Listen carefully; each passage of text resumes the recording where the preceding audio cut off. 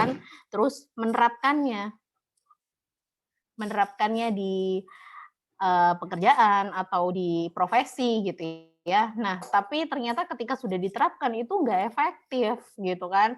Nah, apa sih yang menjadikan itu nggak efektif atau nggak ada perubahan dari coachingnya? Nah, nanti kita share-kan rahasianya biar efektif secara cuma-cuma, seperti itu. Oke, tentunya diisi oleh pemateri handal yang seperti bidang coaching, yaitu Ibu Tutik Septriasi. Penasaran kan ya? Nanti kita kenal bareng-bareng Bu Tuti. Mungkin bisa dibantu share screen tata tertib terlebih dahulu oleh rekan saya, Mas Kevin. Oke, nah ini tata tertib webinar pada sore hari ini.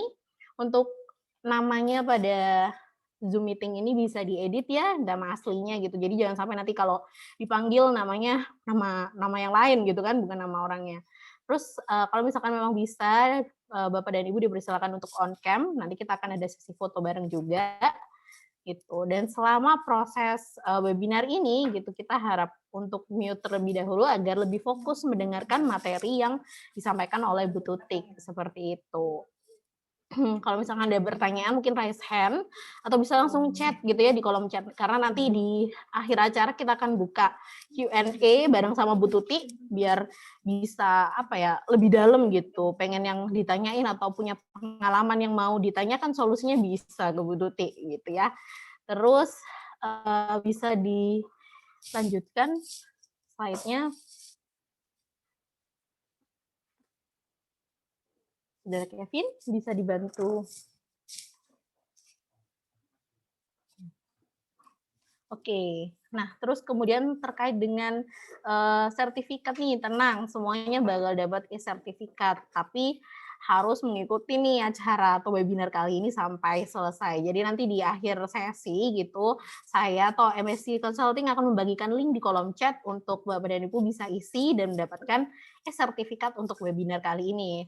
Seperti itu, dan materinya juga akan di-share melalui chat Zoom dan grup WA yang sudah ada.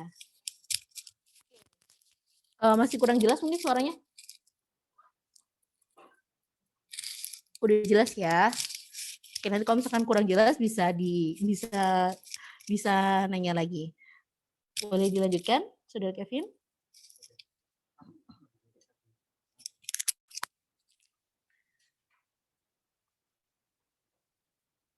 Boleh dilanjutkan?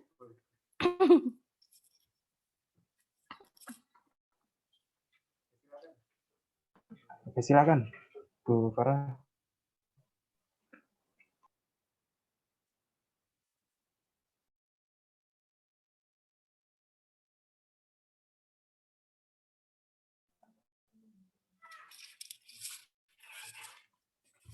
Oke, sebetulnya lagi loading ya Bapak dan Ibu, jadi agak sabar. Mungkin sahabat Merkuri yang mendengarkan di perjalanan gitu ya, harus tetap fokus nih di jalannya, tapi bisa mendapatkan insight atau materi dari webinar kali ini. Nah, sebelumnya mungkin biar lebih kenal sama Magnet Solusi Integra atau MNC Consulting gitu ya, Bapak dan Ibu boleh nge-follow kita gitu ya di Instagram, YouTube, Facebook gitu ya dengan nama yang sama yaitu di Magnetis Solusi Integra.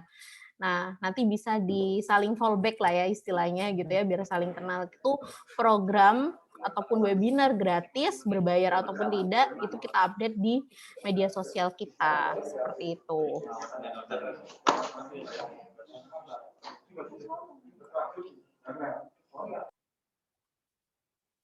Oke, terus ini YouTube kita sama gitu. Jadi memang semua yang kita acara gitu ya di Solusi SDM pun di Mercury FM 96 FM itu kita share juga di YouTube kita. Jadi mungkin Bapak dan Ibu bisa mengakses di sana.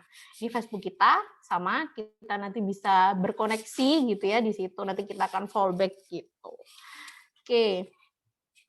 Mungkin dilanjutkan. Masih loading Bapak dan Ibu, jadi mohon bersabar. Iya. Bu Tuti sudah gabung ya di room Zoom ini ya? Jangan-jangan pembicaranya belum gabung di room Zoom ini. Bu Tuti, halo Bu Tuti. Sudah, Mbak Farah. Oh sudah, waduh segar sekali sepertinya Iya, Bu baru Tuti ini mandi. hari ini. Oh baru mandi.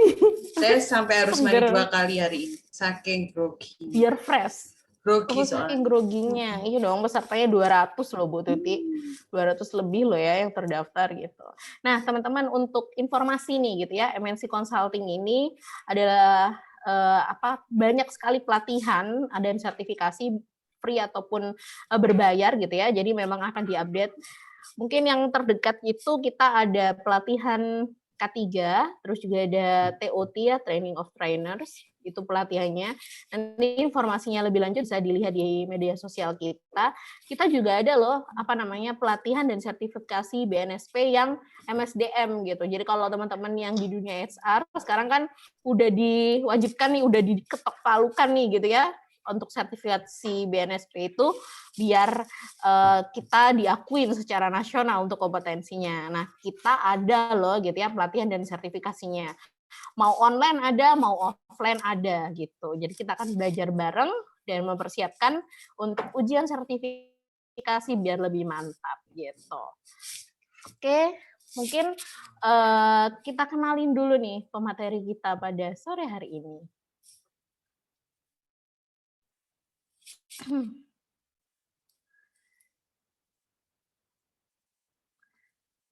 Oke, terima kasih teman-teman. Kalau suara saya udah jelas gitu ya, semoga juga enak didengarkan di telinga Bapak dan Ibu sekalian gitu. Nah, ini CV dari atau profil dari pemateri hari ini, Bu Tuti Septriasi. Jadi beliau ini adalah psikolog gitu ya. S1-nya di Ubaya, kemudian S2-nya dari UGM gitu. Kalau nggak salah bidang fokusnya itu di klinis sih, bener ya Bu Tuti ya? Oke, nah beliau ini asesor mitra di MSI Consulting gitu ya, kemudian juga ada beliau mitra juga di Pelindo Daya Sejahtera, kemudian masih banyak lagi dan memang fokusnya itu banyak di coaching, konseling gitu ya, atau mentoring gitu. Dan beliau ini merupakan praktisi points of view. Apa itu gitu ya? Nanti dikenalin sama Bu Tuti, itu bakal asik banget gitu ya. Jadi metode buat istilahnya nanti kita biar lebih enak masuknya atau bondingnya gitu. Nah, itu bisa pakai points of view ini gitu, teman-teman. Dan beliau ini jangan lupa kompetensinya juga udah nggak diragukan. Beliau sudah sertifikasi BNSP untuk MSDM seperti itu dan levelnya udah manager. Oke, nggak usah nunggu lama lagi. Mungkin Bu Titi saya serahkan saja nih waktunya dan Bapak dan Ibu juga udah gak sabar nunggu materinya nih Bu Tuti. Bu Tuti? Oke. Thank you Mbak Oke, Farah. saya serahkan ya Bu Tuti ya. Iya. Sama-sama Bu Tuti. Izin share screen ya.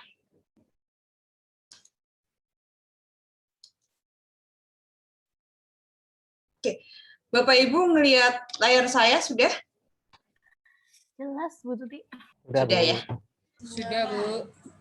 Oke, selamat sore Bapak Ibu sekalian dan rekan-rekan MSI. Terima kasih atas kesempatannya. Terus terang saya deg-degan, hari ini saya mandi 2 kali karena saking nervousnya.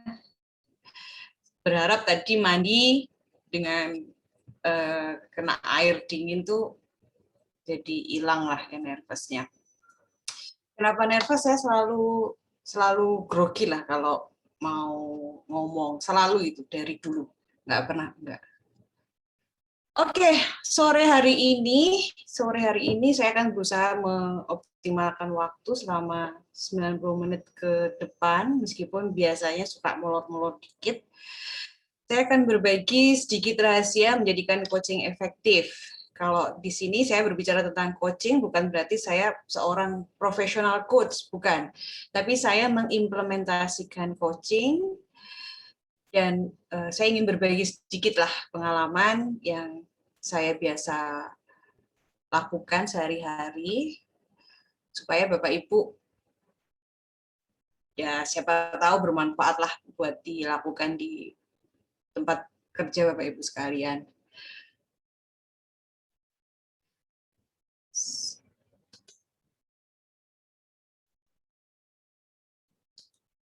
Nah, ini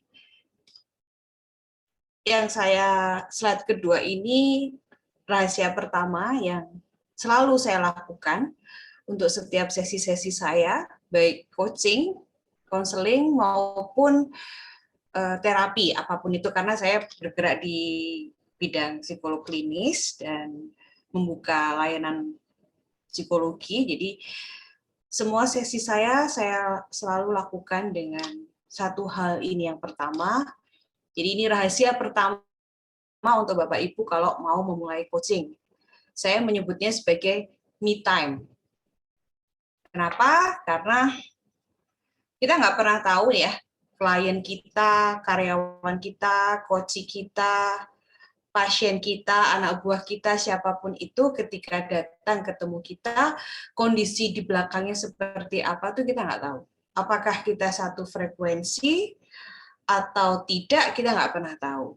Nah, rahasia kecil ini yang saya sebut dengan me time, atau mungkin break, atau mungkin pause, atau mungkin jeda, ini membantu untuk menyamakan frekuensi. Nah, ketika sudah sama frekuensinya, diharapkan obrolan itu akan bisa nyambung. Kalau misalnya frekuensinya nggak sama, nanti Bapak Ibu ngomong apa, mereka menangkapnya apa. Jadi ini rahasia pertama, me time. Dan saya juga akan melakukan ini buat acara kita sore hari ini. Take your time, Bapak Ibu, enjoy, dan berusaha menikmati ya, menikmati. Kalau mau menutup mata untuk menghayati liriknya, silahkan.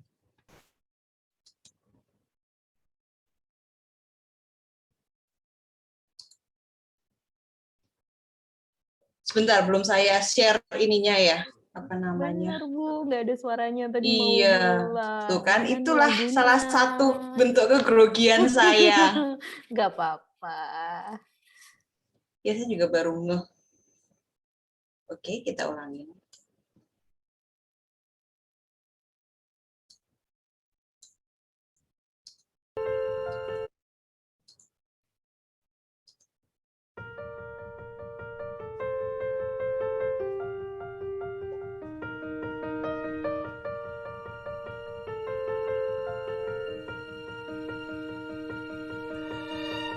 I close my eyes and I can see a world that's waiting up for me, that I call my own.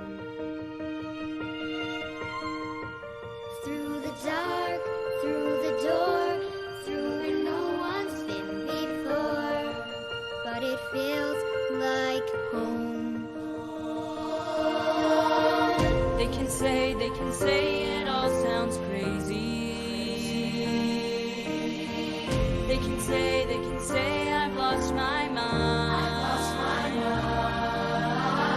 I don't care, so call me crazy. We can live in a world that we design. 'Cause every night I lie in bed, the brightest colors fill my head, a million dreams that keep me awake. I think of what the world could be, the vision of the one I see. A million dreams is all it's gonna take. A million dreams for the world we're gonna make.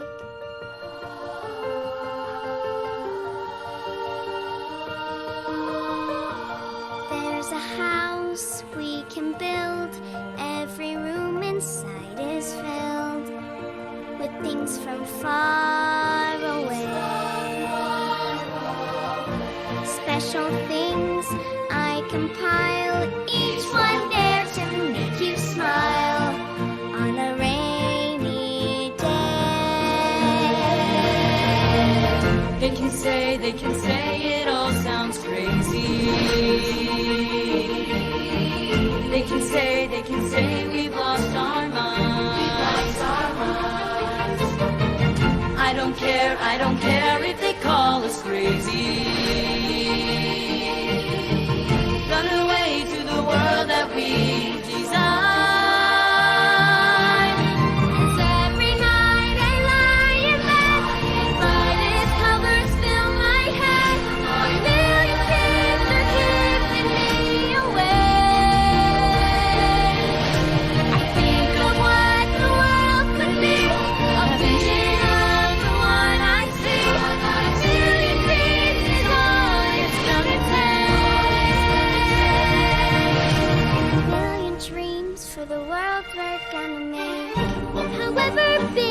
However small, let me be part of it all. Share your dreams with me. You may be right, you may be wrong, but say that you'll bring me along to the world you see, to the one I close my eyes to see. I close my eyes to see. Every night I lie in bed, the brightest colors fill my head. A million dreams are keeping me awake. Million dreams, a million dreams. I think of what the world was filled with, a vision of the one I see. A million dreams is all it's gonna take. All it's gonna take. A million dreams for the world we're gonna make.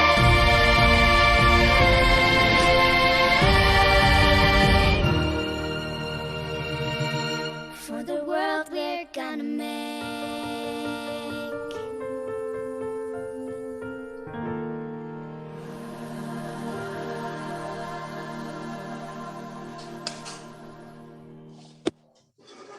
Oke. Saya ini sudah memutarkan lagu ini cukup sering, bahkan sebelum saya masukkan ke materi saya juga sudah ngecek bolak-balik, tapi ya setiap kali ini lagu ini diputar saya merinding. Adakah Bapak Ibu yang merinding juga, bergetar atau apa whatever itu? Ini ceritanya tentang mimpi ya, tentang mimpi.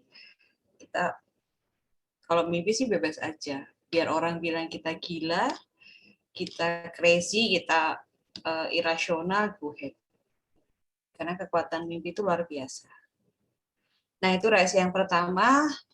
Kalau dalam points of view kita sebutnya sebagai pause. Kurang lebih sebenarnya durasinya yang efektif itu sebenarnya 7 sampai 10 menit, tapi karena acara kita terbatas, jadi saya harus memampatkannya menjadi sekitar 4 menit. Apa fungsinya nanti kita akan bahas. Ini sepintas tentang saya, tadi sudah disampaikan oleh Mbak Farah. Feel free untuk follow ini saya, follow Instagram saya, karena kalau ada beberapa informasi, bisa Bapak Ibu cek di Instagram saya untuk event-event yang biasanya saya lakukan bersama beberapa platform. Siapa tahu mau berkenan, mau bergabung, silahkan memantau saya lewat Instagram. Kalau mau mengenal saya lebih dalam. Kalau mau ngasih kerjaan juga nggak apa-apa lewat Instagram. Di DM juga nggak apa-apa. Feel free. Oke, terkait dengan coaching ya. Secara data di materi yang sebelumnya saya sempat sampaikan juga bersama MSI, coaching ini sebenarnya efektif ya. Sebenarnya secara signifikan mampu mendongkrak performa.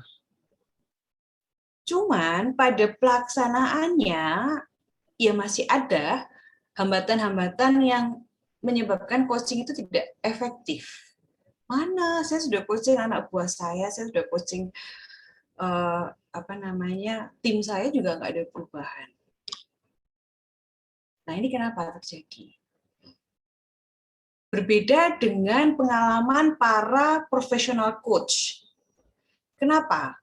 Kenapa coaching yang kita lakukan secara internal, sebagai biasanya kalau di perusahaan itu atasan ya, atasan atau mungkin kalau para manajernya sudah nggak punya waktu, diserahkan kepada HRD gitu ya, untuk meng-coach karyawan, melakukan coaching karyawan maupun ke tim gitu, nggak efektif.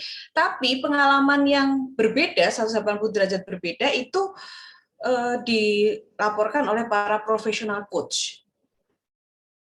Ternyata setelah dilihat-lihat lebih lanjut, itu ada kalau di Indonesia ini, karena profesional coach itu menerapkan tarif yang cukup signifikan ya, cukup fantastis lah ya, cukup mahal sebenarnya, mahal banget kalau kita meng-hire profesional coach. Itu sudah pertemuannya terbatas sekali, cuman sebentar, tapi harganya mahal banget. Kenapa mereka berani? Karena memang dampaknya itu luar biasa. business coach itu selalu dihitung dengan ROI, return of investment. Itu selalu. Karena nggak mungkin para pebisnis, owner, pengusaha bersedia membayar professional coach semahal itu kalau nggak balik modal dengan cepat. Nah, apa perbedaannya? Banyak hal yang seringkali mungkin para internal coach, para leader yang berprofesi, yang sekaligus harus berperan sebagai seorang coach, itu mengalami situasi yang berbeda dengan para profesional coach. Ya, selain memang karena mereka tersertifikasi dengan jam terbang yang cukup tinggi ya, jadi memang mereka fokus ke profesi itu sebagai pekerjaan mereka sehari-hari, jadi latihannya di tempat terus-menerus ya. Ada 5 problem yang saya dapati berdasarkan pengalaman saya juga, pengalaman saya pribadi, kemudian juga dari teman-teman yang satu circle begitu ya, saling sharing, yang saling curhat gitu. Ternyata ada 5 permasalahan umum. Nanti saya akan sampaikan ada permasalahan umum dari sisi coach, ya, orang yang melakukan atau orang yang memberikan coaching, dan dari sisi coachee, orang yang menerima manfaat coaching. Kita akan kupas dulu dari yang coach-nya. Yang pertama adalah banyak sekali para leader saat memerankan berperan sebagai coach, melakukan coaching, itu tiba-tiba menjadi pendengar yang buruk. Karena apa? Ada switching peran. Saat Anda menjadi leader dan Anda menjadi coach. Leader, atasan, bos itu terbiasa memberikan instruksi, nyuruh. Ya, jadi dia tidak punya cukup waktu untuk mendengarkan. Nah, saat melakukan coaching itu terbawa. Orang itu sebagian besar hanya ingin mendengar apa yang dia mau dengar biasanya. Informasi-informasi yang dia sudah mau dengar. Jadi kita tuh sudah otomatis melakukan filtering terhadap informasi. Nah, itu yang terjadi. Pendengar yang buruk. Karena merasa diri sebagai seorang atasan, sebagai seorang bos, lebih berprestasi, lebih punya pengalaman daripada anak buah, kita tidak menganggap informasi yang dia sampaikan itu penting. Jadi kita kayak, oh iya, saya tahu masalahnya. Tanpa kita benar-benar mendengarkan. Kalau bahasa Inggris, kita hanya hearing, bukan listening. Banyak ya orang itu menyampaikan pesan yang bersayap. Ketika saya mengatakan seorang istri berbicara sama suaminya, "Mas, kamu kok ganteng hari ini?" Ya. Sebenarnya message-nya itu bukan perkara suaminya ganteng. Tapi ada sesuatu di balik itu. Itu yang disebut pesan bersayap, hidden agenda. Mostly semua orang ketika melakukan komunikasi itu pasti ada hidden agendanya. Kata-katanya baik gitu ya, tapi ada maksud yang lain di situ. Kalau seorang suami tidak mendengarkan, dia bilang, ya memang dari dulu akan aku ganteng. Selesai. Istri akan merasa, suamiku. Tapi kalau suami itu mendengarkan istrinya, dia pasti akan bertanya begini, kenapa? Kamu mau butuh apa? Kamu mau minta apa? Nah,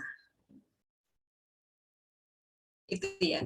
Itu yang seringkali terjadi. Dan kenapa saya berikan nomor 1? Karena itu yang mendominasi. Berapa banyak sih kita mendengarkan orang, bersedia mendengarkan orang? Karena bagi seorang leader, bagi seorang bos, bagi seorang pimpinan, itu waste time. Saya masih banyak kerjaan yang lainnya. Udah ya, kamu mau ngomong apa cepetan, Akhirnya informasi yang sebenarnya kita nggak tangkap. Kalau informasi yang sebenarnya kita nggak tangkap, ya kita memahaminya pun juga nggak optimal. Itu yang pertama. Terus yang kedua, terlalu banyak memberikan informasi, instruksi, dan solusi. kembali lagi ke peran awal. Anda sebagai seorang leader, Anda sebagai seorang pemimpin, Anda sebagai seorang bos, Anda terbiasa memberikan solusi. Apalagi kompetensi manajerial, salah satunya adalah problem solving. Kalau itu tidak terpenuhi, maka Anda akan dianggap, wah, pemimpinnya nggak bisa memberikan solusi nih. Nah, itu terbawa saat melakukan coaching kepada tim Anda, kepada anak buah Anda. Ini juga sama halnya terjadi ketika kita ada di rumah menjadi orang tua. Kita terbiasa memberikan instruksi. Gini loh, Dek, caranya gini. Gini loh, Kak, caranya gini. Kamu sudah benar tak kayak gitu. Kamu nggak mau nyoba cara yang lain, tak lah. Karena apa? Itu terbawa. Peran sebagai seorang leader itu terbawa. Memberikan informasi, instruksi, solusi. Karena kita tahu yang kamu lakukan itu ya anak buahku, sayangku, itu salah. Kalau kamu lakukan, kamu nggak akan mencapai target. Lebih baik kamu melakukan apa yang biasa saya lakukan, dan itu sudah terbukti. Dalam hati kita mengatakan demikian, akhirnya itu kita sampaikan. Kita mengarahkan. Gimana kalau misalnya kamu coba lihat. Nah, itu sudah mengarahkan. Jadi akhirnya anak buahnya, oh iya benar Bapak, benar-benar. Iya Pak, saya melakukan itu. Ya memang benar, karena Anda sudah berpengalaman melakukan hal itu. Tapi apa insight-nya yang dia dapat? Nggak ada. Besok ada masalah lagi datang, Pak, saya nggak bisa. Anda memberikan solusi lagi, Anda memberikan ini lagi. Akhirnya anak buah bergantung pada solusi yang Anda berikan. Dalam hati kan Anda bakal mikir. Anak kok susah suruh mikir. Kemudian yang ketiga, menyalahkan atau menghakimi. Ini kembali lagi dengan peran leader, peran atasan, peran seorang manajer.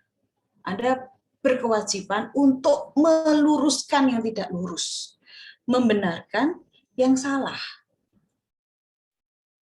Ya kan? Nah, ini akhirnya terjadi. Anda melihat yang dilakukan anak buah Anda, yang dilakukan tim Anda, itu nggak benar. Kalau nggak benar, harus dibenerin. Akhirnya keluar statement, kamu yakin? Sudah. Kamu yakin sudah melakukan apa yang saya sampaikan kemarin lah. Pertanyaan itu tanpa kita sadari, itu adalah bentuk pertanyaan menghakimi. Ketika seseorang ditanyain tentang keyakinannya, dia akan berpikir, kok aku ditanyain ya? Apa yang aku lakukan salah ya? Bener nggak ya? Jadi galau dia. Salah nggak ya? Salah nggak ya? Nah. Jadi dia merasa tersudutkan. Kamu sudah melakukan yang saya minta kemarin? Belum. Nah, kamu kok belum melakukan yang saya minta? Ya, kamu mau hasil yang bagus. Menyalahkan.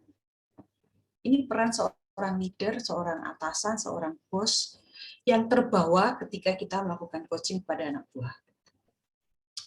Kemudian 4, memaksakan pendapat.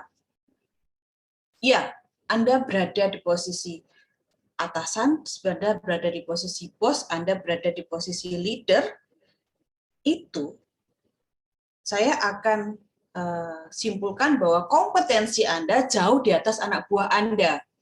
Means, Anda lebih mampu melihat sebuah permasalahan dan menyelesaikan permasalahan itu dengan cara yang Anda lakukan. Tapi bukan berarti ketika cara itu tidak Anda lakukan, tapi tidak dilakukan oleh bawahan Anda, itu Anda harus mempengaruhi dia menggunakan pengalaman Anda. Ini yang sering kali terjadi. Karena Anda tahu pasti, cara yang saya pakai ini sudah teruji dan selalu berhasil. Cara yang dia gunakan itu cara yang masih sangat baru. Cara anak zaman sekarang yang belum teruji. Saya tidak akan mempertaruhkan kinerja perusahaan di tangan anak yang baru kemarin sore bekerja. Seringkali begitu. Kebawa lagi akhirnya. Berusaha mempengaruhi anak buah Anda untuk mengikuti cara Anda. Sama seperti ketika kita menjadi orang tua. Ya, kita tahu betapa pentingnya kuliah, betapa pentingnya pendidikan. Tapi ketika anak Anda memutuskan untuk, Pak, aku nggak mau sekolah, terjadi perbedaan pendapat, dan Anda akan berusaha sedemikian rupa supaya anak Anda akan berubah pendapatnya, mengikuti pendapat Anda, karena Anda tahu pasti pendidikan itu penting, jangan sampai putus sekolah. It's okay, tapi bagaimana caranya supaya pendapat itu tidak menjadi dipaksakan? Itu yang kita harus belajar di situ ya. Nah, kemudian fokus pada masalah. Memang benar ya, orang berkata fokus pada solusi lah. Masalah itu sudah kejadian. Sekarang kita cek apa yang bisa kita lakukan untuk menyelesaikan masalah itu. Jangan berhenti pada kenapa.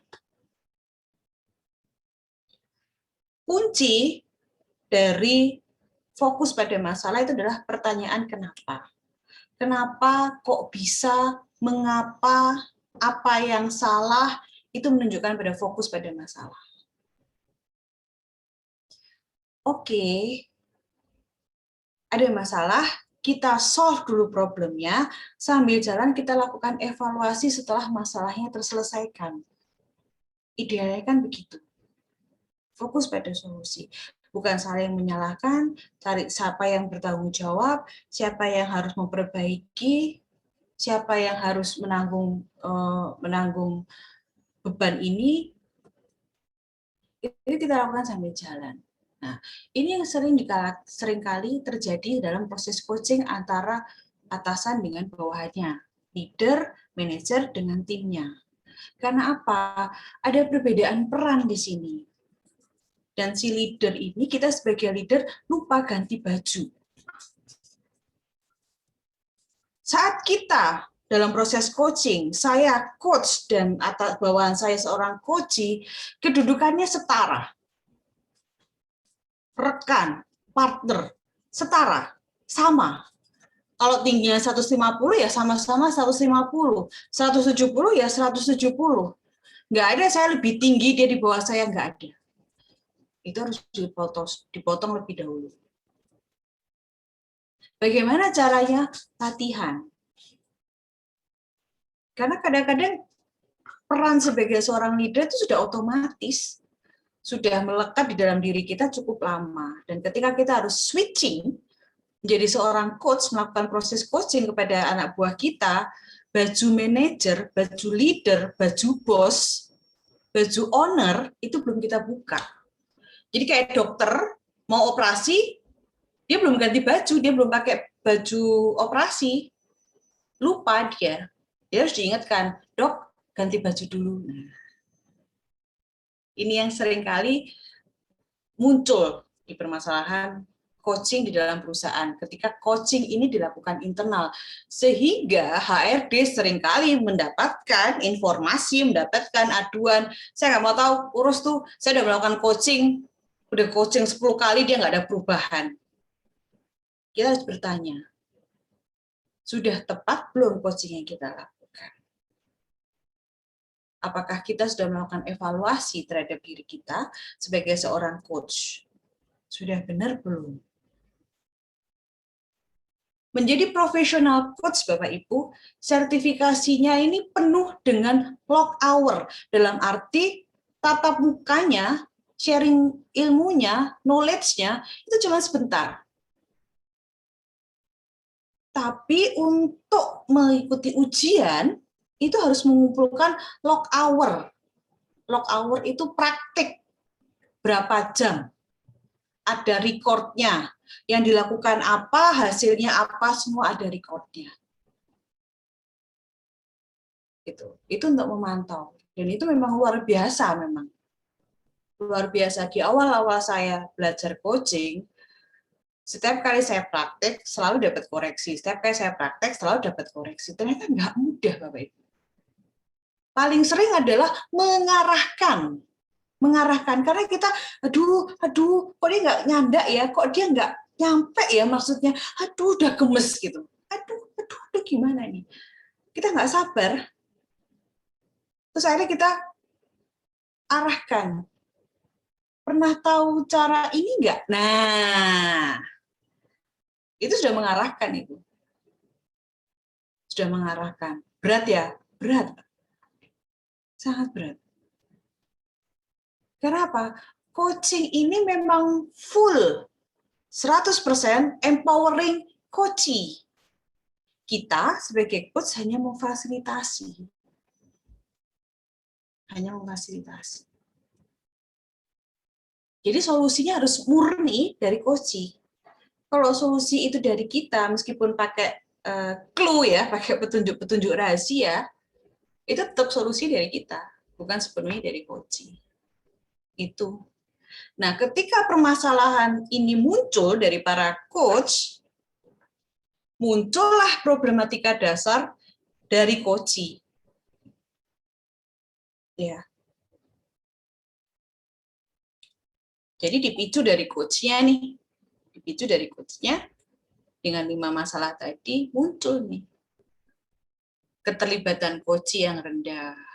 Oh iya Pak, iya, tapi nggak ada inisiatif. Dikasih proyek, kan katanya paling efektif itu adalah job assignment gitu ya. Dia sudah didapuk menjadi koordinator dalam job assignment itu, dalam proyek itu. Tapi dia nggak gerak. Dia pasif. Kita sebagai leadernya, sebagai coachnya, gemes. Anak ini mau maju apa enggak sih? Nggak ngefek gitu kan. Kemudian coaching mengalami blocking. Ketika waktu coaching, jadwal coaching, dia akan, enggak apa, baik-baik aja. Masalahnya apa? Enggak ada masalah sih, Pak.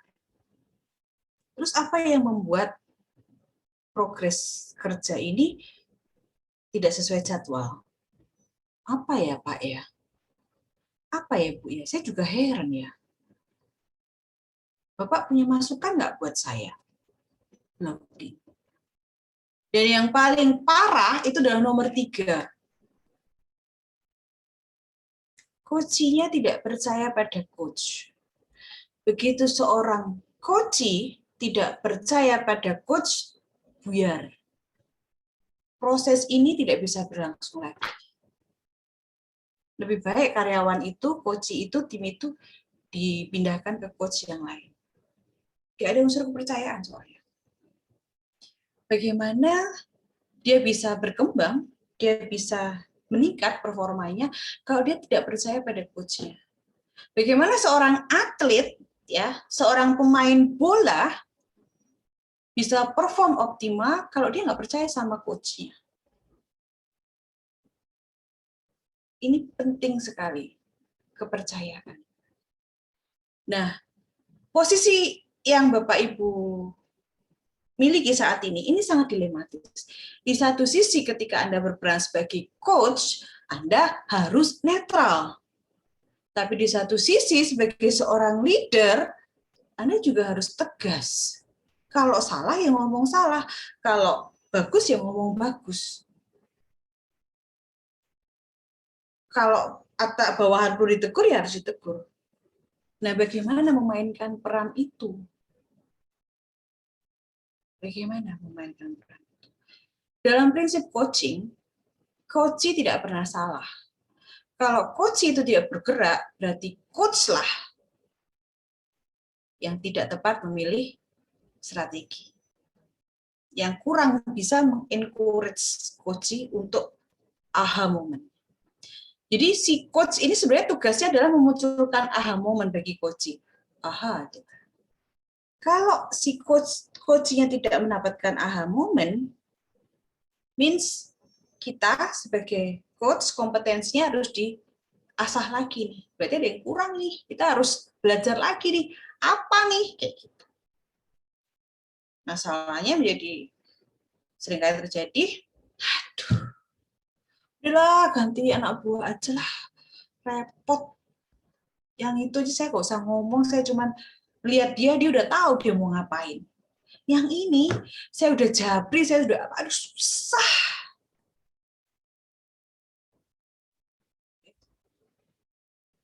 Nah, ketika seorang coach itu sudah ada ketidaknetralan di situ, compare antara satu anak buah dengan anak buah yang lain, itu believe me or not itu dirasakan oleh coaching-nya, oleh bawahan Anda, oleh tim Anda.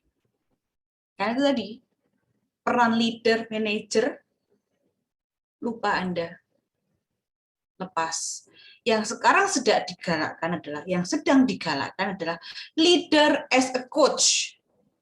Itu nanti ada workshopnya lagi, leader as a coach. Jadi bagaimana nih supaya kita menjadi seorang leader sekaligus bisa sebagai seorang coach. Jadi nggak usah bolak-balik ganti baju. Itu nanti ada pelatihannya lagi dan ada praktiknya lagi. Mengumpulkan jam terbang 21 jam. Ya, 21 jam. Leader as a coach.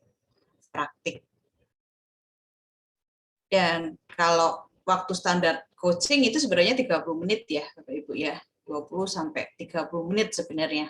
Kalau kita mengacu pada ICF, International Coaching Federation itu 20 sampai 30 menit. Jadi kalau 21 jam, ya bisa dibayangkan harus berapa banyak klien yang kita pegang, berapa banyak coach yang kita pegang. Untuk latihan leader as a coach. Ini yang sering muncul. Dan selalu bermula dari coach-nya duluan. Kunci kesuksesan coaching itu ada 4C. Ya, ada 4C. Pertama, clarity, kejelasan. Kemudian curiosity, confirmation, dan komitmen. Anda bisa lihat di kunci pertama, clarity.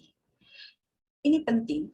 Karena kalau kita tidak clear, tadi di komen ada crystal clear, kita akan keliru menangkap inti permasalahan yang dihadapi coach, yang dihadapi tim kita, itu kita keliru.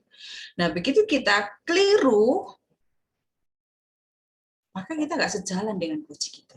Kita mikir apa, dia mikir apa, itu yang harus di-clearkan dulu. Saya sampaikan tadi, banyak sekali hidden agenda. Manusia ketika berkomunikasi, itu banyak iklannya. Iklan itu menutupi maksud yang sebenarnya.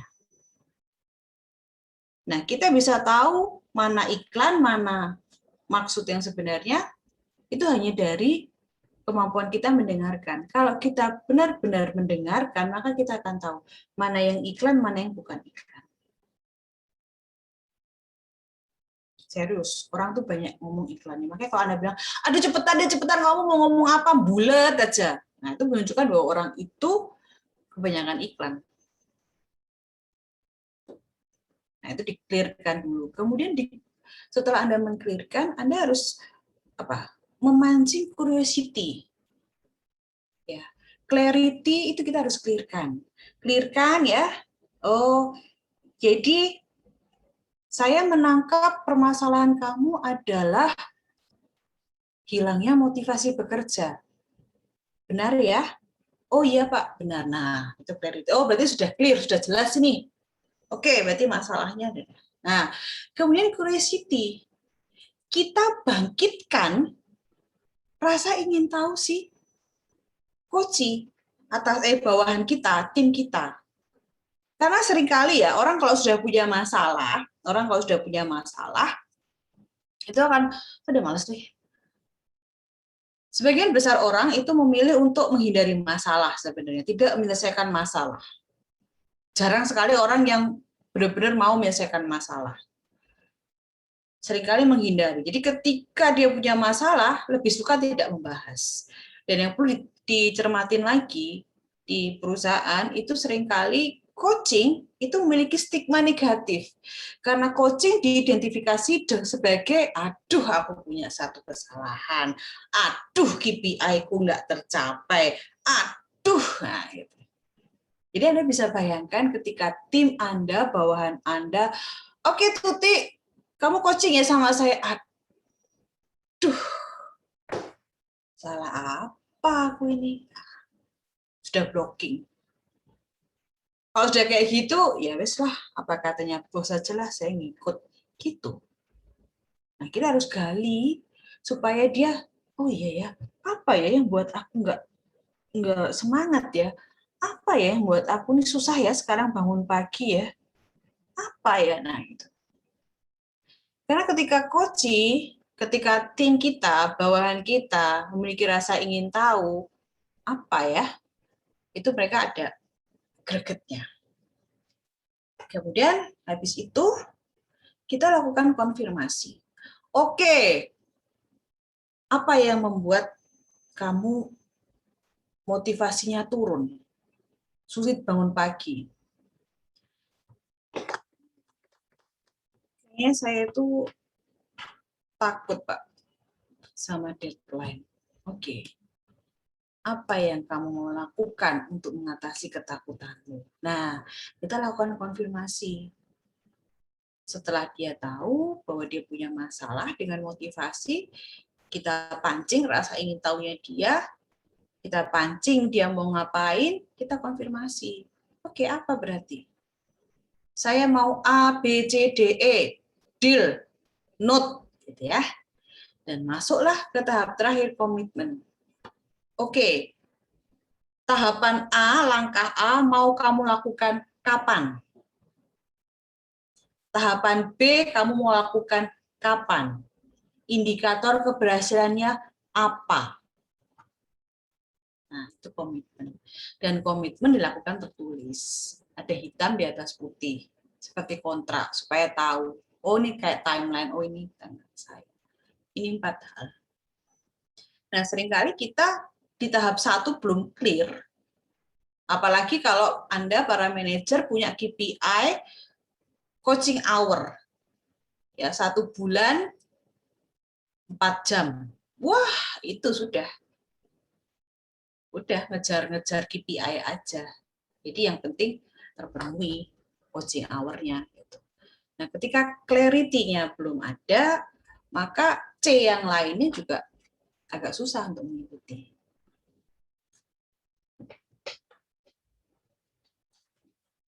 Nah, apa strategi kuncinya nih?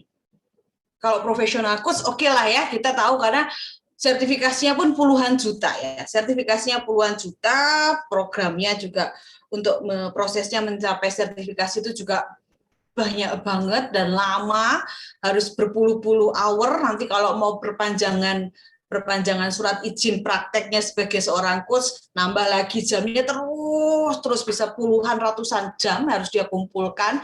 Nanti naik jenjang ada lagi, itu susah gitu kan.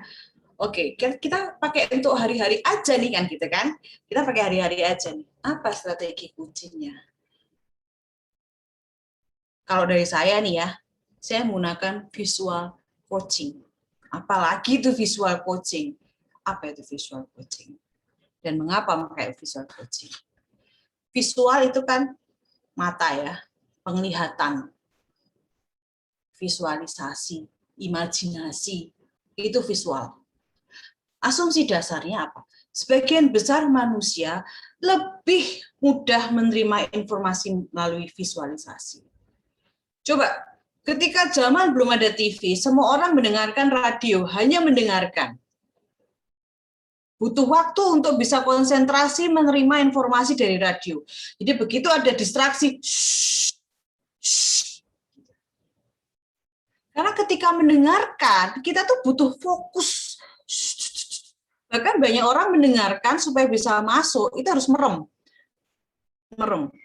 Untuk bisa fokus. Karena gampang sekali terdistrak. Coba lah, kalau misalnya Anda bertengkar dengan pasangan Anda ngomel, nggak karu-karuan gitu.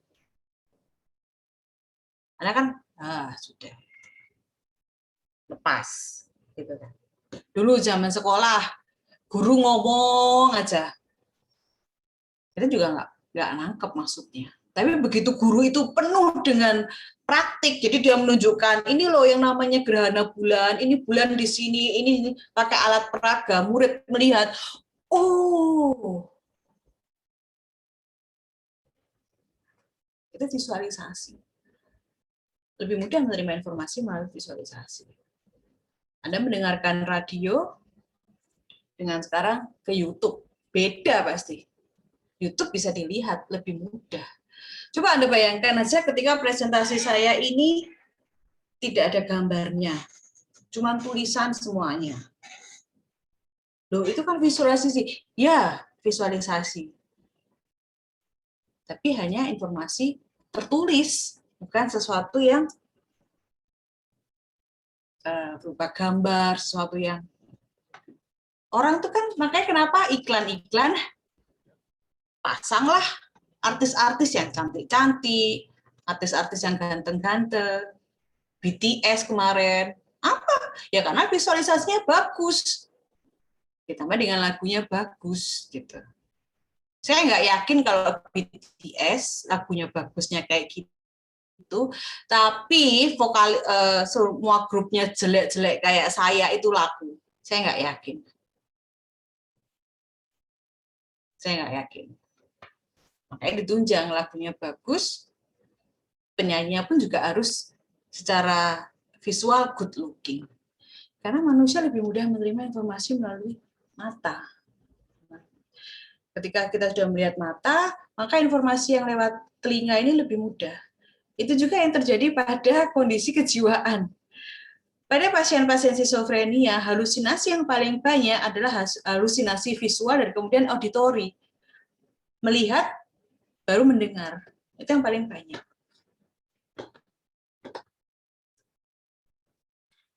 Kemudian yang kedua, salah satu alat bantu asumsi dasarnya visual adalah foto atau gambar. Coba ya, Anda nih ya, lihat gambar yang saya pasang di depan itu.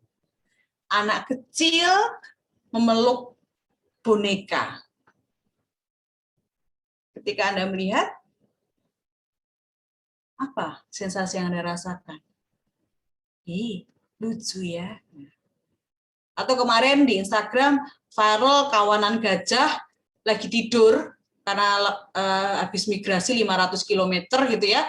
Mereka tidur secara berkelompok gitu, difoto dari atas gitu ya, dari helikopter gitu.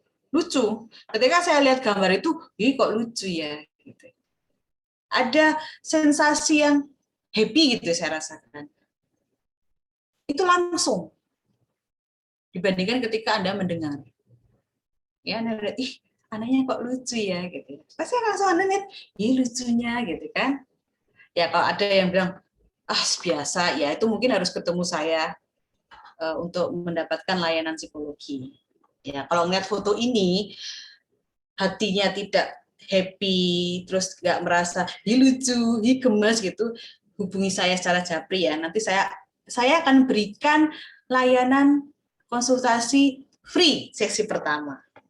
Berarti Anda sudah mati rasa gitu. Salah satu alat bantu visual adalah foto atau gambar. Kok bisa? Ya. Yang pertama, sesuatu yang visual, gambar atau foto itu melekat di otak lebih lama daripada suara. Coba ya, penyiar radio zaman dulu. Anda pernah tahu serial Olga ya? Wah, penyiar radio itu suaranya keren-keren ya. Wah, menyenangkan hati. Kita sudah membayangkan yang gitu ya. Wah, keren, wah seksi gitu ya. Kita ngefans berat. Kita sampai belain ke stasiun radio untuk ketemu penyiarnya. Begitu lihat penyiarnya, loh, lah kok kayak gini. Hilang loh tiba-tiba fans kita, rasa ngefans kita sama dia tuh hilang. Yang terbayang-bayang, rupane eleke, buyar-buyar percuma gitu. Sebagus apapun suaranya, begitu kita lihat mukanya biar gitu. Kayak ketabrak truk gitu, hilang sudah. Suaranya yang indah dan seksi itu hilang. Yang terbayang-bayang mukanya yang ketabrak truk itu, penyet semua itu. Karena gambar itu lebih melekat lama di otak daripada suara. Kemudian respon terhadap gambar atau foto itu fisiologis dan terjadi secara universal. Itu sama. Ketika saya melihat ini, respon saya dan respon orang di benua lainnya, benua Amerika, benua Afrika, benua Eropa, belahan bumi manapun, sama. Sama. Tapi kalau suara enggak. Karena di beberapa daerah mereka memiliki nada tertentu. Anda pernah bertemu dengan orang yang saya seorang orang Jawa Timur ya, kalau bicara menurut saya sih udah normal ya, tapi begitu saya ke Solo, pasti dibilang, Mbak ngomongnya nggak bisa dipelanin. Kaget saya lah. Harus ada penyesuaian nada di sana. Belum lagi nanti kita kayak bertemu lagi dengan orang-orang yang di mana? Sumatera. Kita bertemu dengan orang-orang Sumatera. Itu saya sebagai orang Jawa Timur aja mendengar mereka bicara lebih kaget lagi. Ternyata ada yang lebih kencang suaranya daripada saya. Nah, ada perbedaan nada. Tapi kalau gambar, itu secara garis besar responnya cenderung sama. Kemudian dengan gambar, foto itu memfasilitasi individu untuk lebih cepat terkoneksi. Mereka bisa langsung, nih, kayak gambar yang depan nih, mbaknya senyum. Ya, itu saya bilang, ini mbaknya happy nih kayaknya, nih, habis dilamar. Nah, gitu. Saya bisa langsung nyambung. Daripada saya dikasih tulisan, nih baca, kisah inspiratif, baca, siapa tahu kamu dapat insight dari situ. Saya baca, 15 halaman, males sudah. Tapi kok gambar. Ya. Makanya kenapa Instagram lebih laku daripada Twitter. Twitter cuman karakter, tulisan. Instagram di awal dibuat dengan gambar. Karena lebih menarik orang. Orang lebih banyak kepo, orang lebih banyak senang gitu loh, happy lah, lebih terkoneksi dengan gambar. Anda deh Instagram ya, Anda melihat postingan Instagram teman Anda atau idola Anda gitu ya, Anda lebih menyukai yang mana? Ketika dia memposting isinya tulisan atau memposting isinya gambar? Pasti mostly akan lebih suka ya postingannya gambar. Yaitu lebih cepat terkoneksi. Nah, salah satu penggunaan gambar, nah, ini saya kasih tahu salah satu penggunaan gambar di sini. Saya menggunakan points of view. Ya, points of view ini oleh ICF, International Coaching Federation, sudah diakui. Bagaimana bentuk pengakuannya? Jika Anda mengambil sertifikasi points of view, maka ada credit point. Kan kalau coach profesional ya, profesional coach itu kalau mau memperpanjang izin prakteknya sebagai coach atau mau naik kelas gitu ya, menjadi ke jenjang yang lebih atas, itu kan harus memberikan credit point, mengumpulkan poin. Sama seperti profesi lainnya, sama seperti psikolog, dokter, perawat itu kan kalau mau urus perpanjangan izin, dia harus memenuhi poin yang disyaratkan. Nah, salah satunya melalui training atau pelatihan, selain jam praktik ya. Nah, points of view ini ketika Anda mengikuti sertifikasinya, maka ada credit point-nya. Di points of view ini levelnya berjenjang ya, level 1, 2, 3, dan 4. Semakin tinggi levelnya, maka credit point yang diberikan juga semakin besar.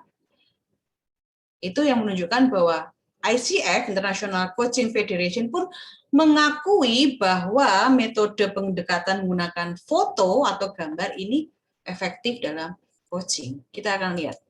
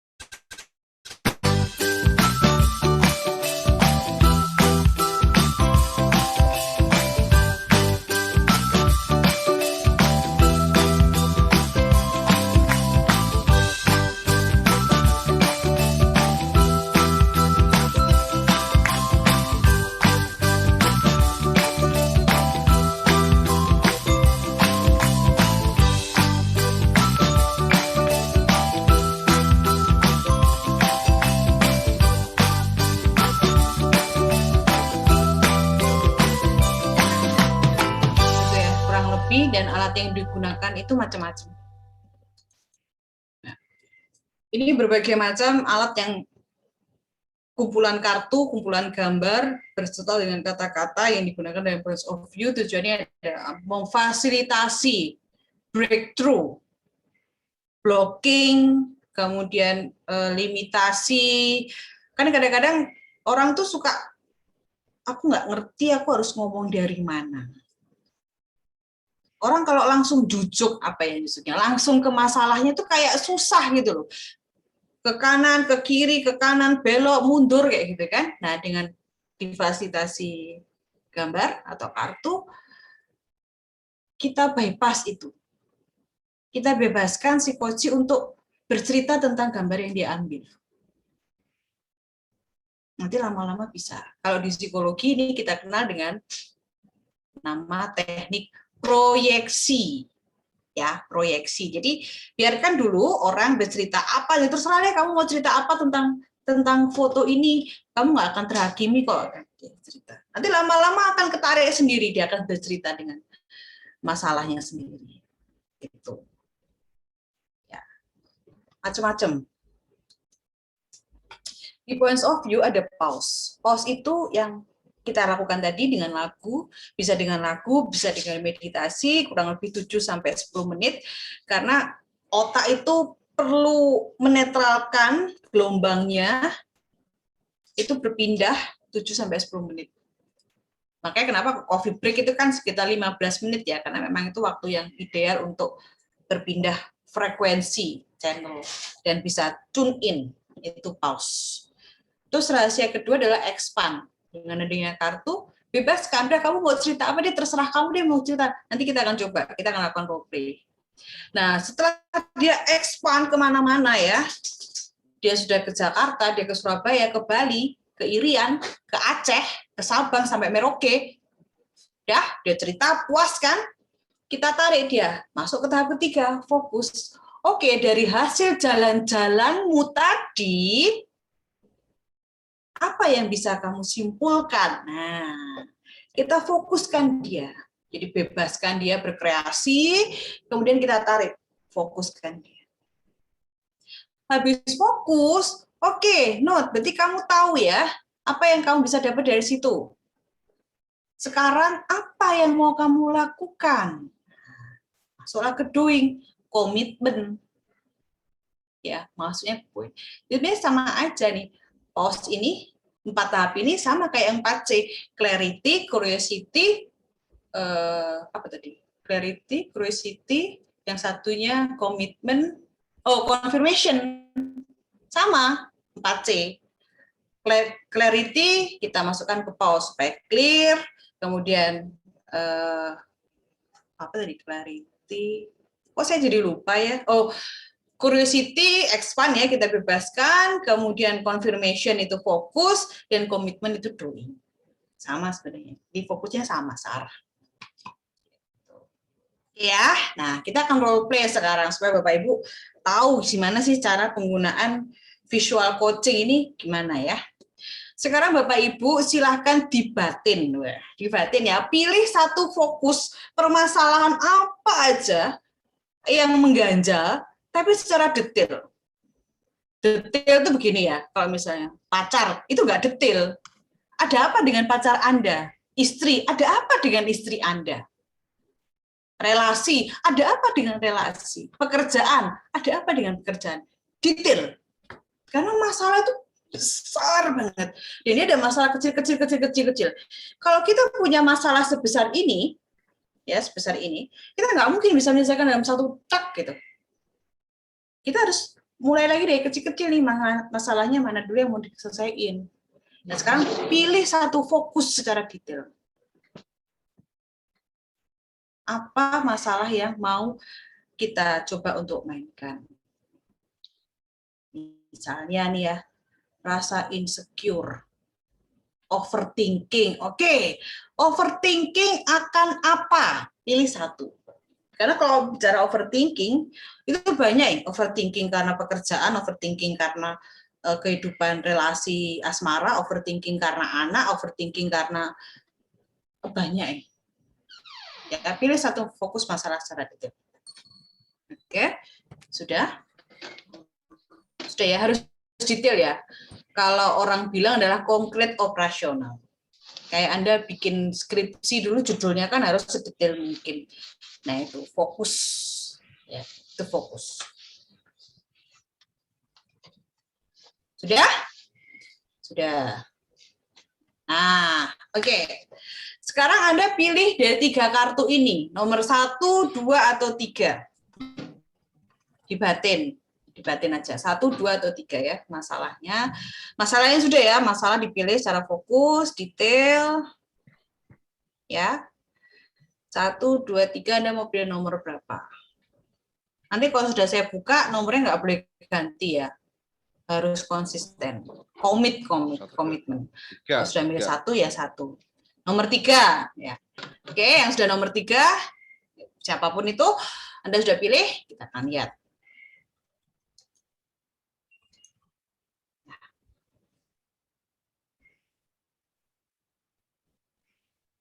Silakan. Bapak Ibu lihat gambar yang sudah Anda pilih nomor 1, 2, dan 3. Gitu ya. Kemudian koneksikan. Anda fokus melihat gambar itu, foto itu. Gimana caranya? Bebaskan. Sama seperti Anda melihat foto di Instagram. Koneksikan. Apa yang menarik perhatian Anda? Apa yang Anda lihat? Apa yang Anda rasakan?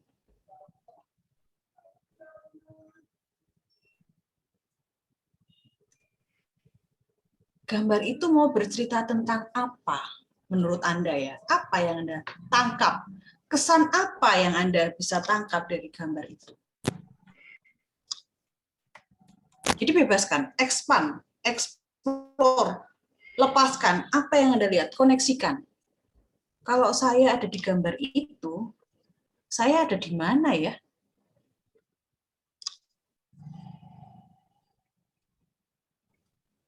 Siapa ya yang ngambil foto-foto itu? Ini kejadiannya di mana ya? Kira-kira kalau gambar ini saya tarik kembali ya, saya tarik balik gitu ya. Saya lihat suasana yang sebenarnya terjadi pada saat gambar ini diambil itu kayak apa sih? Bebaskan. Anda mau membayangkan, Anda mau mengandai-andai, silahkan. Nggak ada benar, nggak ada salah. Ini points of view, bukan points of me. Anda. Apa yang Anda lihat? Apa yang membuat Anda menarik? Apa yang membuat Anda penasaran?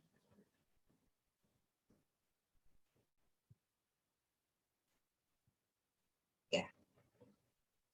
Sudah?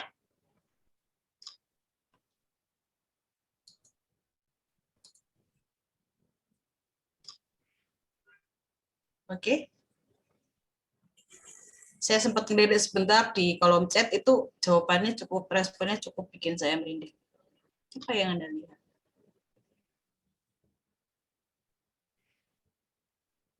Bayangkan Anda di tempat itu, ketika gambar itu dibuat, ketika foto itu diambil. Kapan sih itu? Oke ya. Ditahan, hold. Kita akan masuk ke berikutnya. Halo, Assalamualaikum. Iya, halo sayang. Pulang, Mak. Nah, ini silakan Anda pilih lagi. 1 apa 2?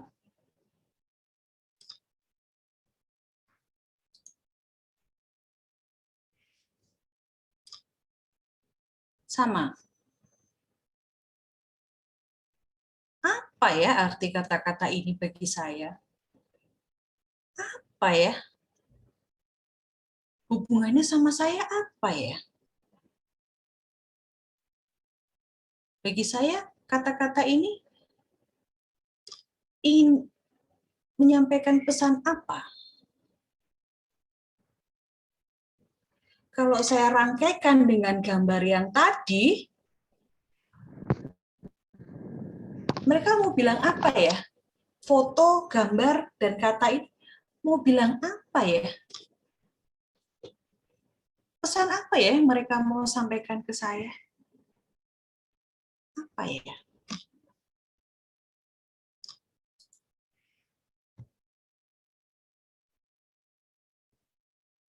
Oke. Oke. Yang terakhir.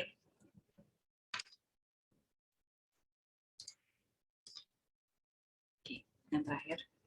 Ini Anda nggak bisa milih nih ya, cuma satu soalnya.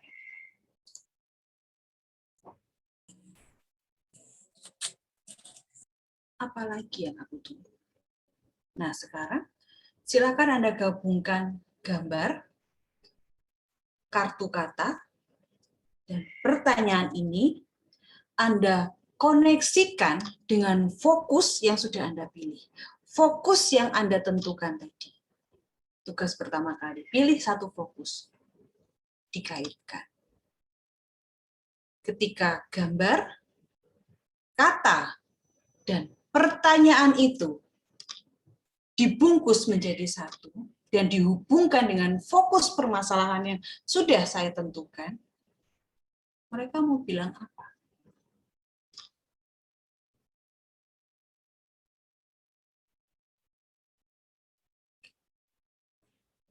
Oke, saya kasih 2 kesempatan untuk open mic untuk menyampaikan apa yang dirasakan. 2 orang aja, karena waktu kita udah ke mepet. 2 orang. Siapa yang mau open mic? Silahkan. Saya. Oh, silakan. Dengan Bapak siapa? Yunarsono dari Temprina, Bu. Oh ya, monggo. Gimana? Kalau yang saya rasakan dari gambar tadi kan kayak orang tua yang anaknya yang takut ada orang tua mungkin melakukan kesalahan. Terus saya memilih yang berikutnya adalah pengampunan. Terus apalagi yang saya tunggu adalah bersyukur masih bisa meminta maaf kayak gitu. Kalau boleh tahu permasalahan yang Bapak tentukan tadi fokusnya apa, Pak? Fokusnya anak takut sama orang tua. Oh, anak. Nyambung nggak, Pak? Kalau nyambungnya, kalau saya lihat dari gambarnya sih, kalau yang laki tidak nyambung karena itu masih kelihatan senyumnya. Tapi kalau yang ceweknya itu yang Bapak dipilih yang mana? Bapak gambarnya yang pertama kali dipilih yang mana, Pak? yang itu yang cewek, Ini, Bapak yang pilih yang ini ya? yang ceweknya. Iya, ini ya. Tapi tadi kan disuruh gabungkan antara gambar 1, 2, 3 itu. Oh, bukan. Oh, gambar, bukan ya? Gambar yang Bapak pilih dengan kata yang Bapak pilih dengan pertanyaan yang tadi sudah dimunculkan. Yang gambar cewek tadi. Ini ya. Ini disambungkan sama yang mana, Bapak? Ini nomor 1 atau nomor 2? Nomor 2. Nomor 2. Pengampunan ya. Jadi gambar anak perempuan tadi dikolaborasi dengan pengampunan. Iya. Kemudian dengan ini. Dan apalagi yang aku tunggu adalah minta maaf tadi. Seolah-olah saya yang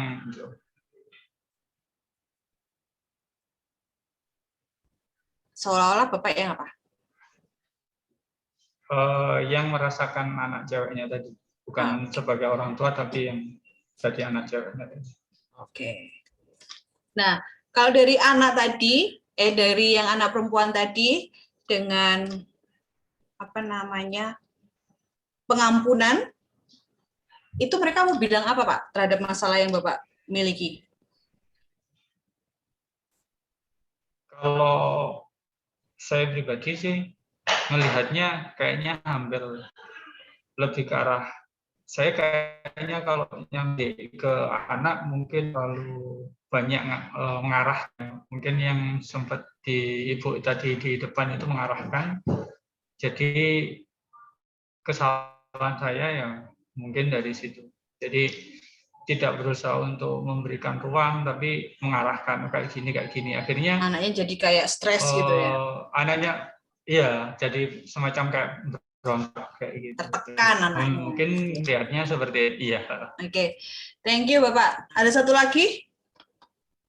Satu lagi, siapa yang mau open mic? Boleh? Boleh. Halo Mbak Tuti. Hai. Aku Iya, Mbak Evita. Vita. Salam kenal. Salam kenal balik. Aku di gambar pertama pilih yang anak yang tengah, yang lagi main pasir. Terus di gambar yang kedua aku pilih tujuan. Sorry.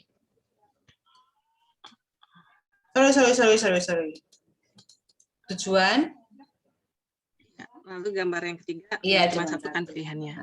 Fokusnya apa? Aku mengkoneksikannya. Koneksinya. Kalau aku mengkoneksikannya gini, dalam point of view aku tuh sekarang sebetulnya sedang bekerja di suatu tempat yang aku sudah tidak merasa klik lagi di situ. Nah, terus ketika aku lihat gambar itu, aku tuh kayak diminta berpikir untuk udah deh cari aja kamu bahagianya untuk ngerjain apa, kejar mimpi kamu, terus udah gitu kejar tujuan hidup kamu yang selama ini dipending lama karena nggak mau keluar dari zona aman. Dan yang terakhir, udah tunggu apa lagi, jalanin aja dengan mimpi yang baru itu. Masih nunggu apa lagi sih sekarang? Gitu bukan sih? Points of view Mbak Evita, feel free. Saya nggak Iya, boleh betul. menghakimi, nanti saya kena masalah nanti ya, nggak boleh menghakimi saya. Feel free. Oke. Ya, gitu. Nah. Terima kasih. Oke ya. Thank you Mbak Evita buat sharingnya. Nah, kemudian kalau sudah insight ya. Tadi Mbak Evita berarti insight-nya apa nih?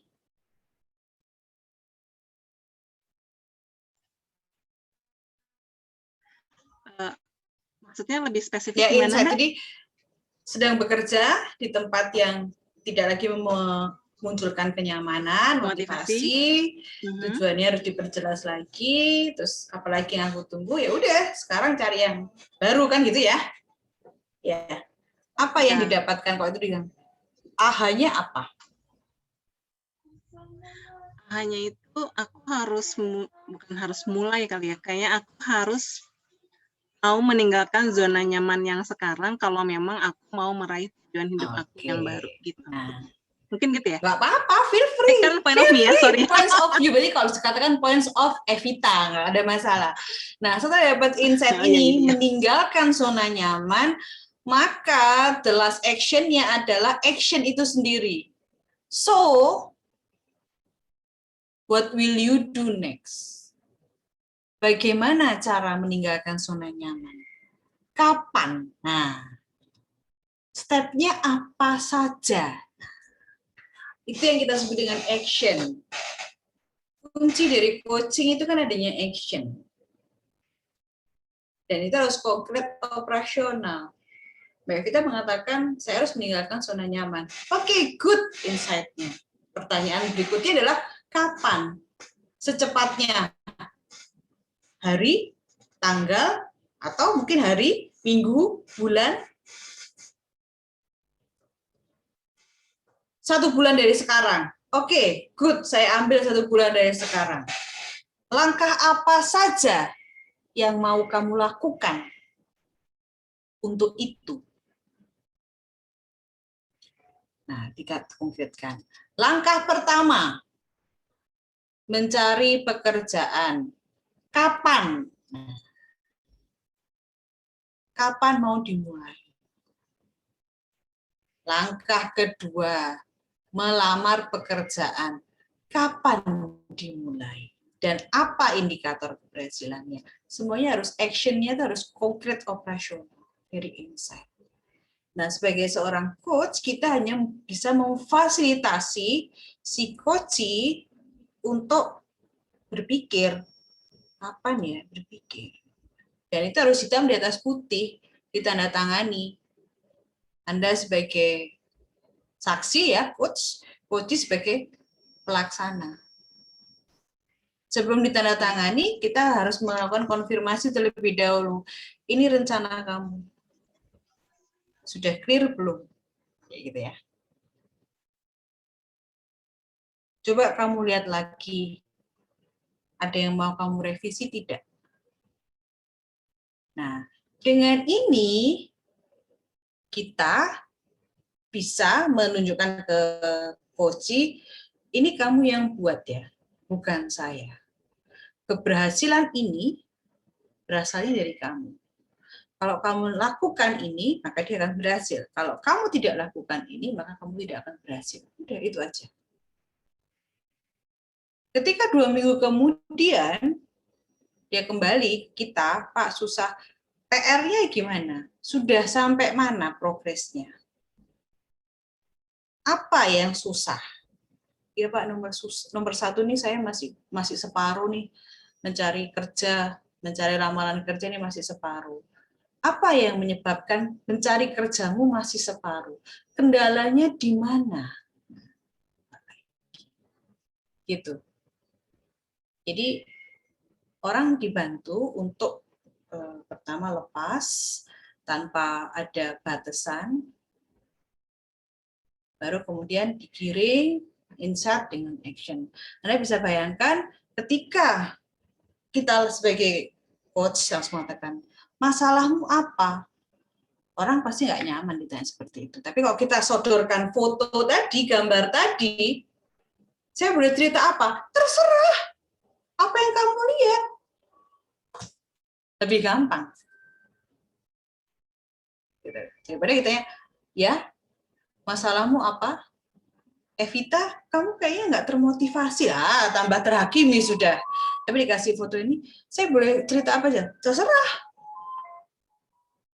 Apa saja yang kamu ceritakan? Silahkan. Nah, itu akan lebih membantu orang itu untuk bisa nyaman. Dan ketika nyaman, itu lebih enak kita masuknya.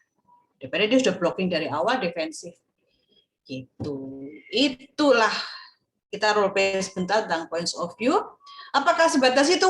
Enggak, masih banyak lagi teknik-tekniknya, konkretnya. Karena ini kan kita terbatas ya, jadi saya yang memberikan iklan aja, sedikit aja gitu. Icip-icip lah istilahnya. Gitu.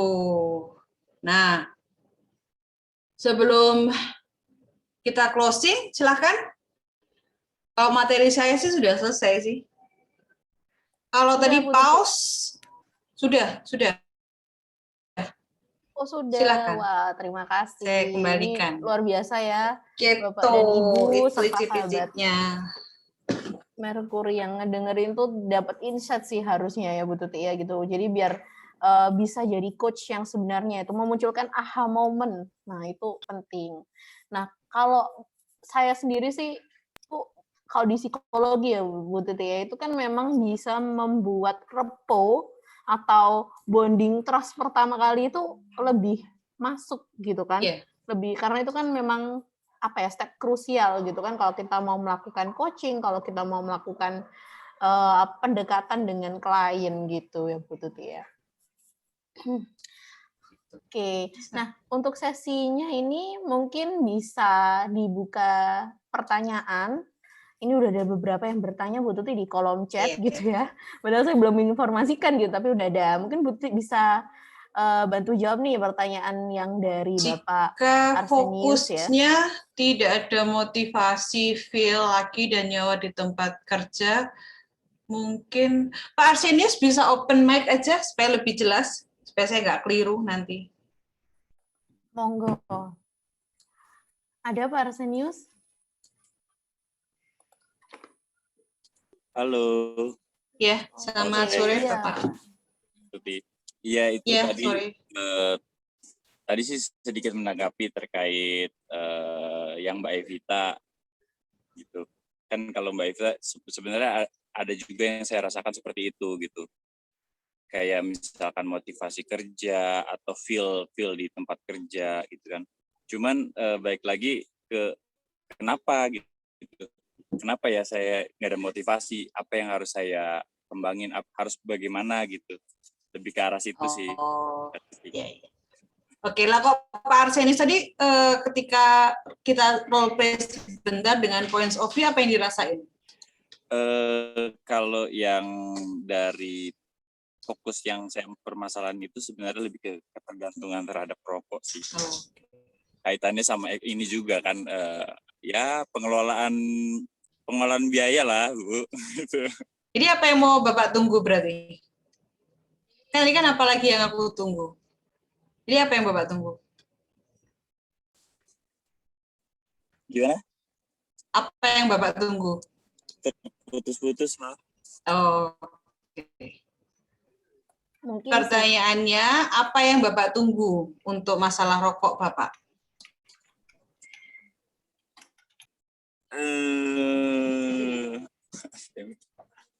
Saya informasikan ya Bapak Ibu, ketika seorang coach ditanya dan dia berpikir, itu artinya dia berproses. Pertanyaan itu kena. Ya. Karena itu dia berpikir. That's why. Ya. Karena berpikir. Dan berpikir itu butuh proses. Apalagi kalau terus terdiam. Ya, berarti pertanyaan yang Bapak Ibu sampaikan ke Koci itu jelek momen. Gitu. Gak usah dijawab Mas Arsen, tadi saya cuma role play aja Pak Arsen. Gak usah dianggap serius ya. Gitu ya. Ya, terima kasih Mbak Tuti. Oke. Kemudian Pak Aswar Erik ya. Bagaimana cara mengcoach menggunakan POY bila coach ya ini dia. Bila coach termasuk orang yang tertutup dan tidak mudah bicara. Sebenarnya Pak Aswar nanti kalau Bapak mau tahu lebih jelas lagi tentang how to POY works gitu ya. Kita akan ada workshop Pak Aswar. Membahas memang selama 2 hari penuh kita optimalisasi coaching menggunakan points of view. Jadi memang benar-benar pakai points of view dan gimana caranya untuk bisa bilang orang yang tertutup sekalipun bisa bicara. Gitu. Tidak mudah bicara, itu kita akan lihat nanti. Sebenarnya, tapi saya ini aja deh ke Pak Aswar. Pak Aswar, saya mau tanya, Bapak termasuk orang yang mudah berbicara seperti saya atau sulit bicara? Atau pendiam, seperti saya juga kalau lagi lapar. Selamat pagi, Bu Tuti. Selamat pagi Pak Aswar. Luar biasa, saya baru kali ini dapat sapaan selamat pagi setelah sekian lama. Monggo Pak Aswar. Bu Tuti, jadi kalau saya sendiri mungkin termasuk orang yang kurang bisa bicara ya. Jadi cara komunikasi kurang lancar dan rata-rata rekan kerja saya juga sama, karena mungkin karena kita sudah terbiasa bekerja di depan laptop berjam-jam, komunikasi dengan laptop, sehingga akhirnya lupa caranya berkomunikasi yang baik. Nah, bagaimana cara meng-coach teman-teman yang seperti itu, Bu? Oke. Sekarang saya mau coba deh, saya mau praktek ke Bapak. Kebetulan Bapak orangnya pendiam sama kayak saya kalau lapar. Bapak tadi dapat kartu yang nomor berapa, Pak? Bapak pilih kartu yang nomor berapa? Saya pilih nomor 2 tadi untuk gambar nomor 2. Berarti gambarnya tentang anak yang terkubur pasir. Iya, betul. Iya. Sekarang silakan deh Bapak cerita deh, apa yang Bapak lihat dari gambar itu? Terkubur ya, tidak bisa bergerak lah ibaratnya gitu. Tidak bisa bergerak. Secara pandangan saya sedikit berbeda ketika melihat wajahnya yang bahagia. Oke. Terkubur, tidak bisa bergerak, tapi wajahnya bahagia ya Pak ya? Iya. Jadi apa? Kok bisa begitu? Mungkin senang main ya, atau mungkin seperti itulah. Main. Oke. Yang Bapak lihat dari gambar itu, perasaan apa yang muncul Pak? Bahagia si anak. Bahagia. Even dia terkubur ya? Iya. Even terkubur ya. Nah, kira-kira di gambar itu Pak, yang menarik perhatian Bapak itu apa dari gambar itu Pak? Senyumnya. Senyumnya. Apa yang membuat senyum itu menarik? Ya, saya dalam kondisi seperti itu dia bisa merasa senang, itu sudah sesuatu yang wah menurut saya. Oke. Bapak pernah merasakan hal yang sama dengan anak itu? Kemungkinan pernah, tapi rasanya mungkin ya sedikit kurang lah gitu. Ya pernah lah mungkin. Mungkin pernah pernah ya. Kapan itu Bapak rasakan? Waktu kecil lah mungkin Waktu ya. kecil ya. Suasananya hampir sama atau berbeda? Suasananya enggak sama. Oke. Bukan terkubur seperti itu, tapi di rumah. Di rumah itu terasa ya bahagia gitulah. Oke. Ketimbang sekarang yang di rumah saja ya, berbeda. Oke. Thank you Pak Aswar. Dan saya di sini melihat bahwa Bapak tidak sulit berbicara, Pak. Meskipun Bapak mengatakan Bapak pendiam. Padahal kita baru pertama kali kenal. Benar Pak ya? Iya betul. Nggak ada masalah kan Pak? Nggak ada. Yes. Cuma latihan. Sebelum ini saya mungkin akan untuk memulai pembicaraan itu agak ya mungkin karena tahapan ya, ada tahapan yang saya lalui. Nah, bagaimana cara mengcoachi teman-teman itu tadi untuk bisa paling enggak mengutarakan seperti saya tadi. Nah, sama Pak, tadi kayak misalnya Bapak pakai POY kayak gitu, ya udah tinggal gambar gitu, cerita aja. Kamu cerita apa yang kamu rasakan, kok bisa itu menarik buat kamu, apa yang membuat kamu tertarik dengan gambar itu, gitu. Nanti lama-lama kan bisa. Nanti lama-lama cair. Jadi seolah-olah kan kita sedang berdiskusi tentang gambar, Pak, bukan berdiskusi tentang masalahnya dia. Ya kan? Benar ya Pak ya? Nah, ketika dia berdiskusi tentang gambar gitu kan dia sudah mulai merasa nyaman nih Pak. Ya kan? Nah, baru kita coba kaitkan. Baru masuk ke permasalahan tadi, betul. Betul. Nah, nanti kalau mau tahu tekniknya lebih dalam, MSC ada workshopnya Pak, 2 hari. 26 sampai 27 Juni. Jadi nanti setiap peserta akan mendapatkan tools points of view yang punktum yang tadi videonya lagi saya putarkan.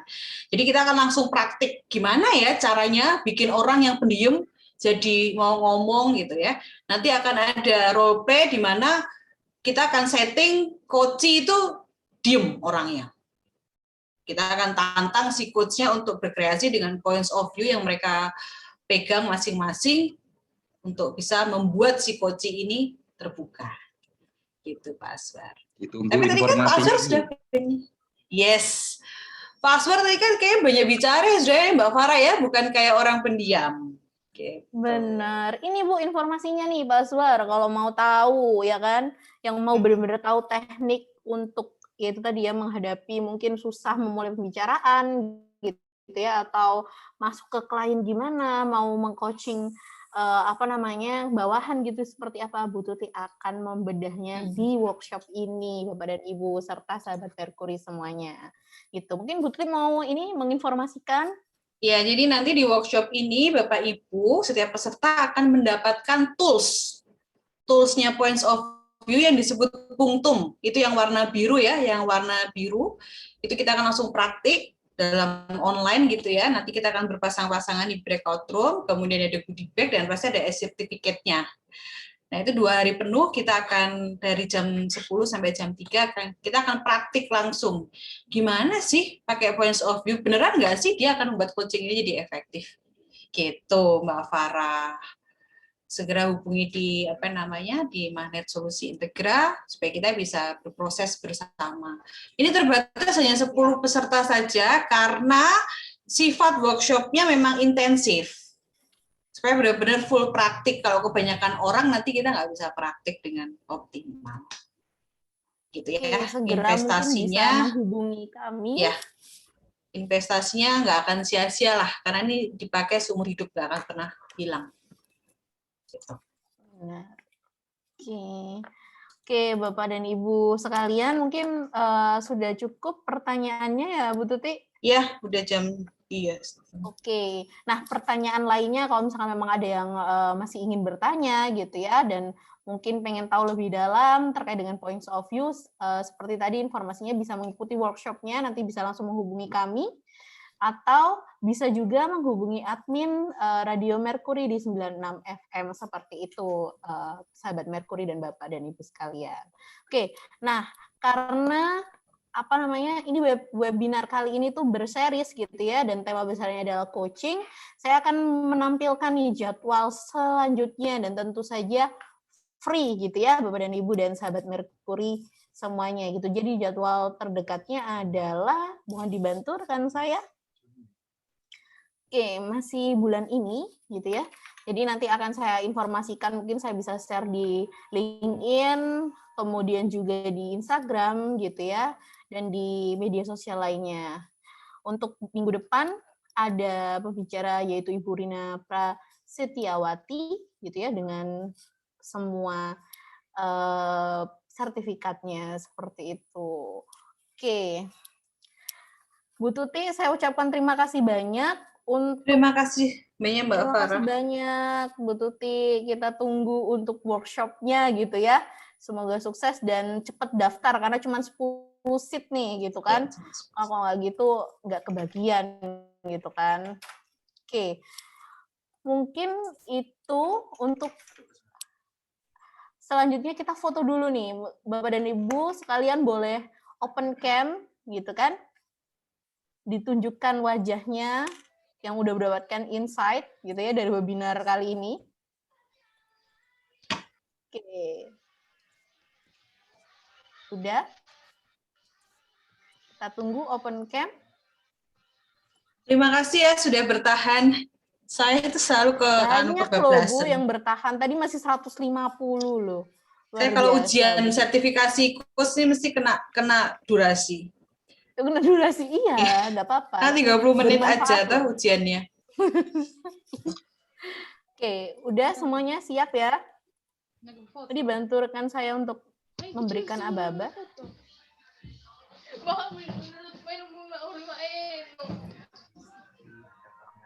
Oke, hadap kamera semuanya gitu ya, sambil senyum. Saya akan hitung untuk slide pertama mungkin 1, 2, 3. Oke, slide kedua, siap-siap. Senyum. 1, 2, 3. Oke. Sabar, ditahan dulu senyumnya gitu ya. Nanti giginya nggak kering. Mbak Putri udah capek itu loh. Oke. Pak Heri Gunawan udah mau pulang, Mbak Farah cepetan. Oh udah mohon absen maaf, pulang. Bentar, kan saya sudah selesai apa belum ini? Sudah? Masih belum, kawan-kawan. Bentar, ditahan dulu. Bentar Pak Heri, giginya sebentar ya. aja fotonya. Sebentar lagi. Mohon maaf, sebentar lagi. Senyumnya yang lebar. Dia kita potret 1, 2, 3, senyum. Oke, sekali lagi. 1, 2, 3, senyum. Oke, sudah? Benar, kesalahan. Oke.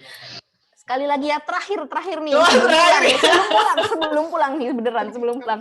1, 2, 3, senyum semuanya.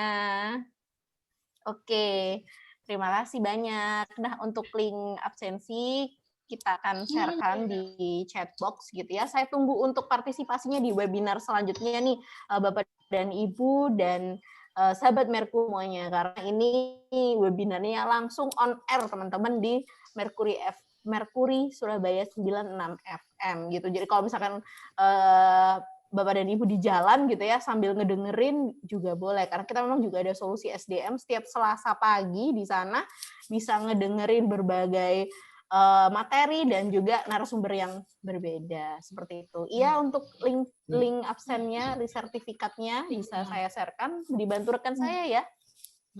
Terima kasih Bapak Ibu, terima kasih selamat semuanya. berakhir pekan. Iya, selamat berakhir pekan. Terima kasih, Bu Banyak ada yang Selamat jadi sore. Selamat sore. Mbak Farah, terima kasih. Terima kasih banyak. Ditunggu Mbak di Farah. webinar. Iya, terima kasih. Izin lift, Mbak. Monggo, Bapak. Izin lift, Mbak.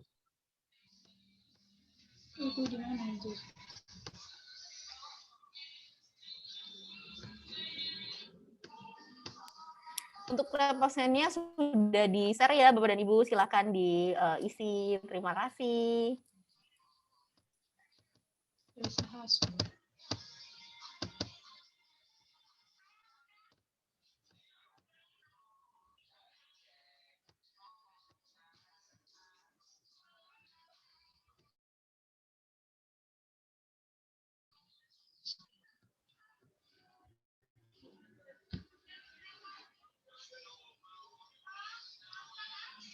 Can I give so thing down?